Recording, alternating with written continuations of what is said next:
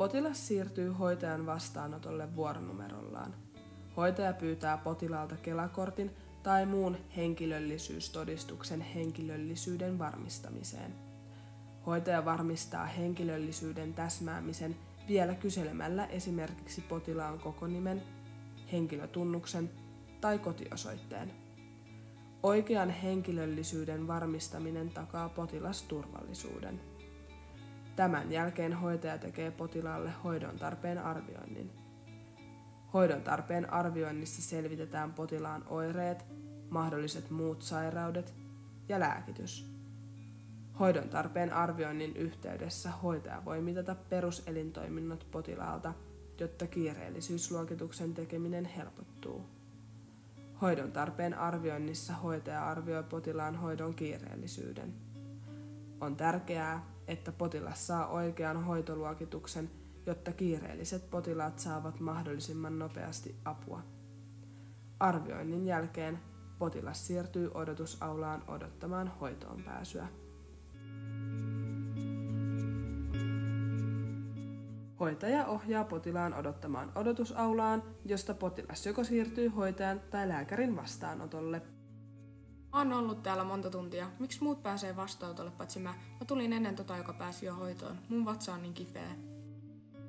Miksi hoitoon pääsy päivystyksessä voi kestää kauan? Potilaat otetaan sisään kiireellisyysluokituksen perusteella, ei tulojärjestyksessä. Akuutimmat potilaat pääsevät nopeammin hoitoon riippumatta saapumisjärjestyksestä, jonka vuoksi muiden potilaiden hoitoon pääsy pidentyy. Päivystyksessä olevien muiden potilaiden toimenpiteet vaikuttavat odotusaikaan.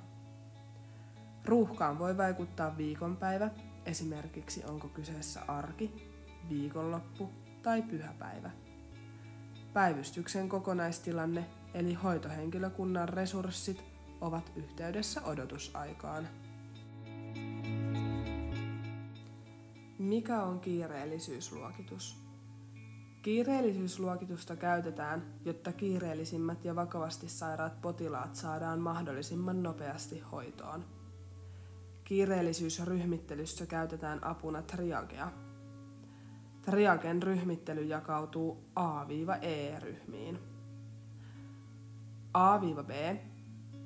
Potilaalla on todella kova kiire hoitoon, eli potilas pääsee heti tai muutaman minuutin kuluessa hoitoon.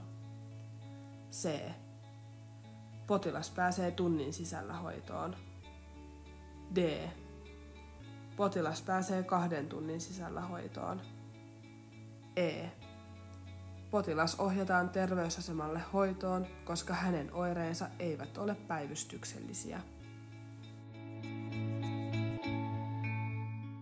Esimerkkejä kiireellisimmistä tapauksista.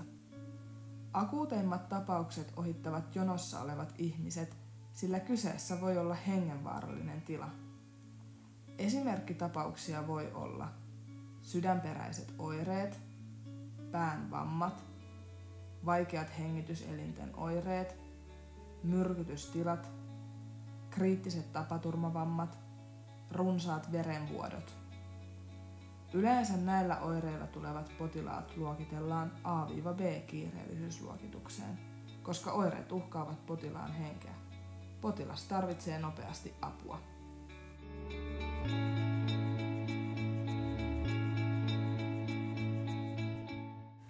Esimerkkejä kiireettömistä tapauksista. Kiireettömät tapaukset joutuvat yleensä odottamaan päivystyksessä pidempään, koska ne eivät uhkaa potilaan henkeä, mutta oire tulee kuitenkin hoitaa. Tällaisia tapauksia ovat esimerkiksi hyvänlaatuiset murtumat, päänsärky, ruoansulatuselinten oireet, influenssa tai keuhkokuume, selänkivut. Yleensä nämä potilaat luokitellaan kiireellisyysluokituksessa C-E-ryhmään. Potilas pääsee 1 tunnin tai joidenkin tuntien kuluessa ammattilaisen vastaanotolle. Joissain tapauksissa potilas saa E-luokituksen, eli hän ei tarvitse päivystyksellistä hoitoa, vaan hoito toteutuu omalla terveysasemalla seuraavana arkipäivänä tai viikonlopun jälkeen.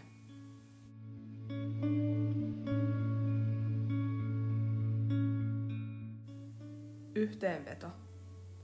Potilaiden on hyvä tietää kiireellisyysluokitus päivystyksen toimivuuden kannalta.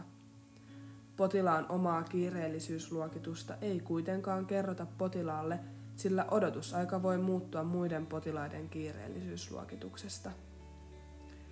Kiireellisyysluokitus tehdään kokonaisvaltaisesti potilaan oireista kautta vammoista koulutetun sairaanhoitajan arvioimana. Jokainen potilas pääsee hoitoon jossain kohti, mutta kiireellisimmät on pakko hoitaa ensisijaisesti. Päivystykseen ei kannata hakeutua, jos oireet voi hoitaa omalla terveysasemalla ja niiden hoitaminen ei ole akuuttia.